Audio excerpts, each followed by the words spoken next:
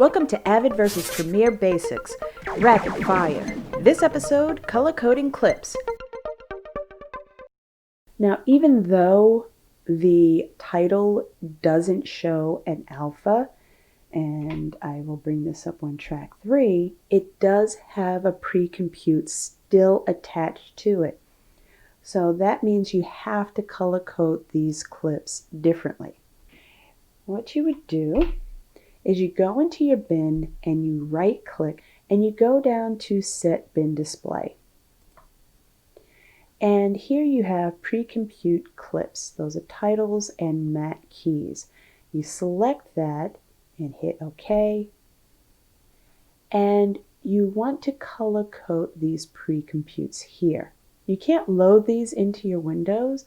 It's just a pre-compute attached to your clips that have the alpha. So now we've got to color code these two clips. Give those the purple. And you see the colors show up in your timeline.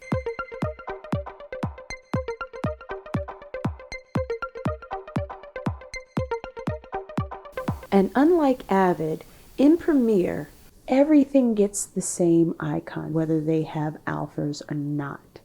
Okay? And how you can tell if they have alphas, you just need to hover the cursor over the clip and this box will come up and it will indicate what kind of file it is and if it has an alpha or not. In Premiere, you get a drop-down menu and you have to go down to Label and you'll see the colors corresponding to your label palette.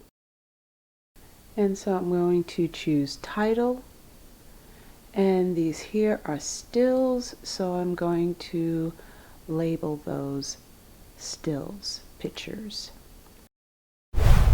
I hope you found this episode of Avid versus Premiere Basics Rapid Fire helpful. For a more extensive tutorial of color coding clips, subscribe to our channel so you can be one of the first to see it when it's posted.